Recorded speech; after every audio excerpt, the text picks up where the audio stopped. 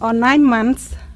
That's usually how long I can go before the rice run out for the year. After that, I'm forced to borrow food from the rice bank. The interest is high, and I may end up owing most of my harvest by the time the lean season is over. Dum Chun is a subsistence farmer with 9 children. She's amongst the many in the Prasat Bakong district that struggle to ensure a steady supply of food for their family. The months leading up to the annual rice harvest, when food from the previous year runs out, are particularly challenging. During the lean season, many families in this area have to borrow food. For some, by the time the harvest comes, they owe their entire crop. Many in the community leave to look for work elsewhere. Most rural Cambodians are either landless or farm on a basic subsistence level, making them highly vulnerable to climate shocks such as droughts or floods, as well as to volatile global markets. Long-term access to food in rural areas is hindered by poor roads and inadequate irrigation systems.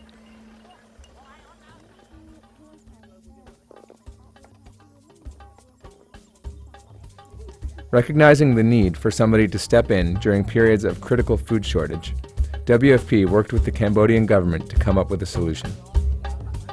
So WFP has a program in Cambodia, a Food for Asset program, where we will engage with villages that are food insecure and with the most food insecure families in those villages and say, listen, during this period of time when you don't have normal work available to you, instead of having to migrate, why don't you stay right here, build a productive asset for your community, and we will reimburse your labor with food.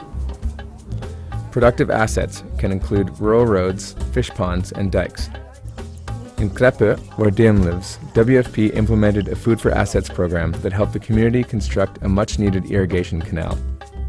And this 2 kilometers of the canal will provide we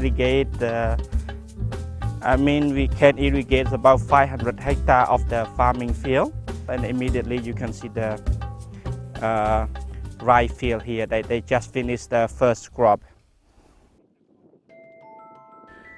The success of the canal project, as with all Food for Assets projects, relies on partnership. The canal in Krepe was part of an ambitious project to improve irrigation in the area, restoring a water reservoir dating back to the Angkor Empire. A variety of donors provided funding for the creation of a water gate to manage reservoir levels. From there, WFP provided resources for the construction of canals to extend the benefits of the reservoir into surrounding areas. Making this canal has really helped. The food I get for working helps me get through the lean season when the rice is low. With water from the canal, I can grow more rice each year, and I can also get fish from the canal to add to the rice. Since 1996, the Food for Assets program has made a big difference in the lives of Cambodians. This program has a long and remarkable history in WFP. I think the number is now over 13,000 kilometers of roads in Cambodia have been rehabilitated or built using food for work.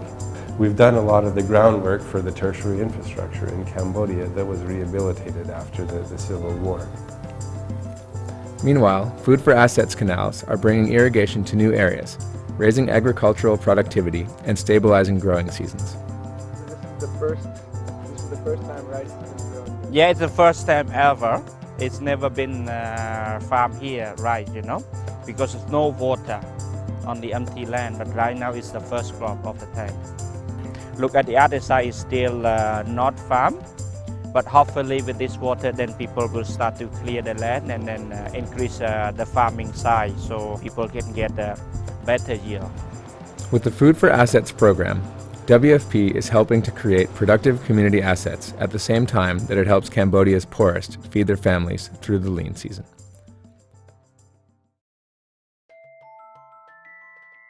Food for Assets is only one of the programs WFP runs in Cambodia.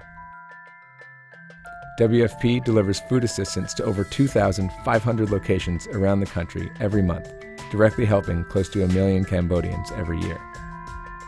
Here at WFP, we have a long history of providing direct food assistance.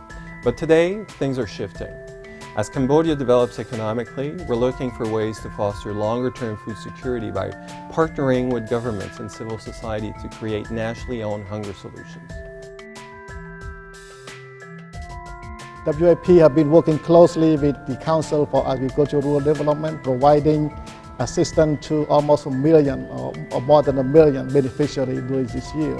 So it's a very important close partner between us. And we are working closely now with World Food Program to implement the new strategy for social protection in Cambodia. The role of WFP is decreasingly one of direct assistance.